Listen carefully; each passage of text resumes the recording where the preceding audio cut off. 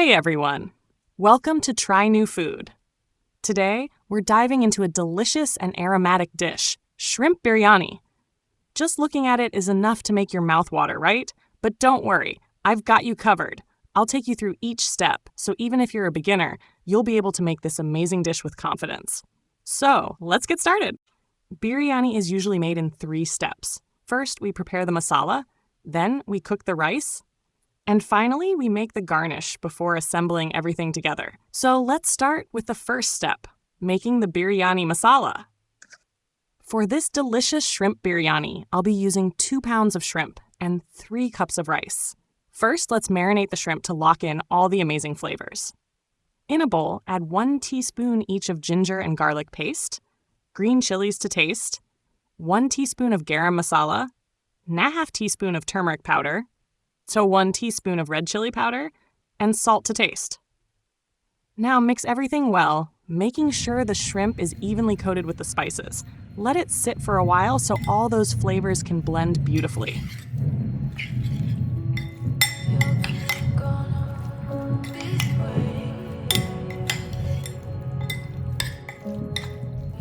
I'd recommend letting this marinate for about 30 minutes to really enhance the flavors. But if you're short on time, don't worry. You can skip the wait and move straight to the next step. Let's start frying. In a pan, heat some oil and add the marinated shrimp. Fry them until both sides turn a light golden brown.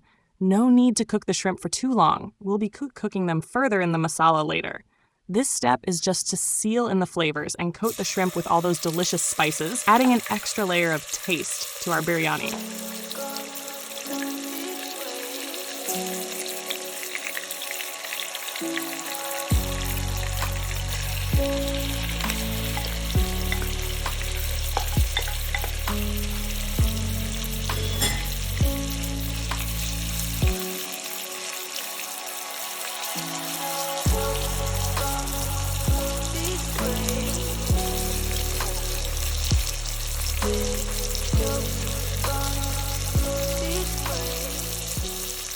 As you can see in the video, the shrimp has browned beautifully.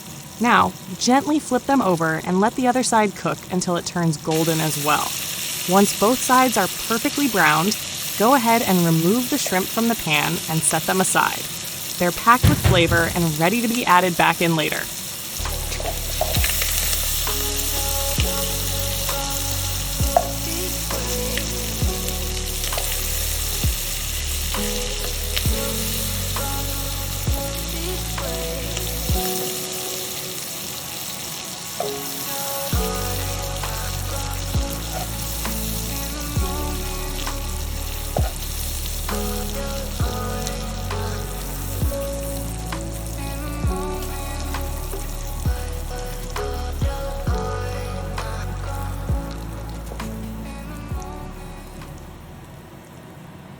Now it's time to make the biryani masala.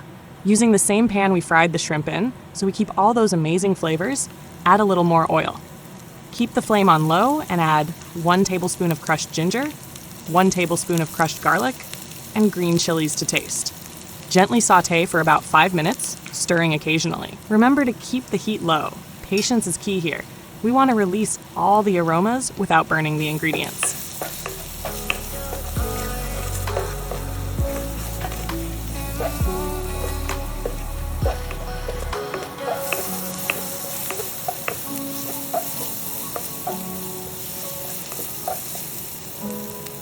Next, add 3 large onions, thinly chopped. If you prefer, you can use a food processor to crush them, but be careful not to turn them into a paste. The onions should be finely sliced or chopped to get the perfect texture for our biryani. Now, add enough salt to the masala. This not only enhances the taste, but also helps speed up the sautéing process, allowing the onions to soften more quickly. Once the onions are well sautéed and the raw taste is gone, add 1 teaspoon of turmeric powder and 1 teaspoon of garam masala. Stir everything well and sauté for another 2 to 3 minutes to let the spices blend in. Next, add 2 large diced tomatoes and keep sautéing until they turn soft and start breaking down into the masala. Stir occasionally to help them blend smoothly with the spices. Now, add 1/2 cup of chopped cilantro and 1/2 cup of chopped mint leaves to the masala. Give it a good stir, letting the herbs blend in and enhance the aroma of the dish.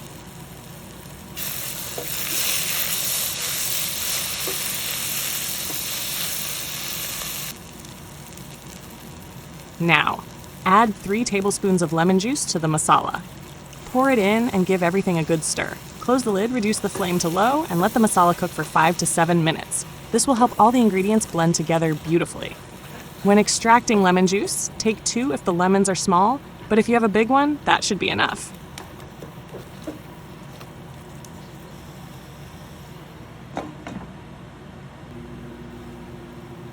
After 5 to 7 minutes, open the lid, and you'll notice the masala has softened beautifully. Now it's time to add our fried shrimp. Gently add the shrimp into the masala, stirring carefully to coat them well. Close the lid and let it cook on low flame for another 5 to 7 minutes, stirring occasionally. Since we're not adding any water, be sure to keep an eye on it to prevent the masala from burning. Keeping the flame low is key to getting the perfect texture and taste.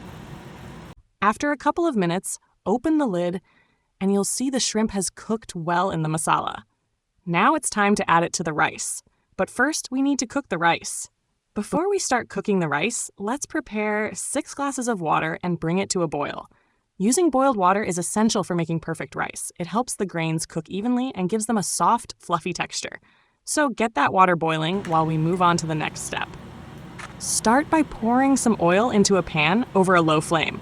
Here, I'm using olive oil for a lighter version of biryani, but if you want that rich, authentic flavor, I definitely recommend using ghee. Once the oil is slightly hot, it's time to add the rice. Keep the flame very low, otherwise the rice might fry instead of getting that perfect texture. Gently saute it for about 2 minutes. Now pour in 6 cups of boiled water. After pouring the water, keep the flame high. Add salt to taste and a teaspoon of garam masala. Stir well, allowing the flavors to blend beautifully. Once the water starts to boil, lower the flame and cover the lid. Let it cook slowly until the rice softens to perfection. While the rice is cooking, let's move on to preparing the garnish for the biryani. Take a pan and pour in some ghee. Add 1 thinly sliced onion and let it saute. Here's a tip. I microwave the onion for about 3 minutes to reduce its water content. This speeds up the frying process, giving you beautifully golden, crispy onions in no time. Next, add 1/2 cup of cashews to the pan and fry them until they turn golden brown. Then, toss in a handful of raisins and let them plump up. Once both are ready, remove them from the pan and set them aside. Now let's check on the rice. Look at that, it's well cooked and perfectly fluffy. Now it's time to layer the masala and rice together. Let's get started. Take a deep bottom baking pan and start by layering the masala at the base. Then add a layer of rice on top. Keep repeating this process until all the masala and rice are used up. If you want to enhance the flavors even more, drizzle some ghee over each layer of rice. Once you've finished layering the rice and masala, sprinkle some chopped mint leaves and cilantro on top. Then add half of the garnish for an extra touch of flavor. The remaining half will be used when serving, so set it aside for now. Place aluminum foil over the pan, sealing it tightly to trap the steam. Then cover it with a lid to keep the steam when locked inside. Bake at 375 degrees for 30 minutes. Finally, we're all done. Let's open it up and take a look. Look at that. As you lift the lid, the steam rises, carrying all those amazing aromas. Now, gently mix the rice and masala together, making sure everything is well combined. Before serving, don't forget to add the remaining garnish for the perfect finishing touch. Enjoy your meal and take care. Oh, and before I forget, please like and subscribe to my channel so you never miss out on more amazing recipes. Hit that bell icon and stay tuned for more.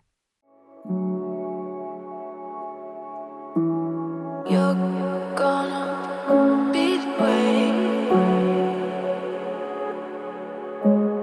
You're gonna be the way.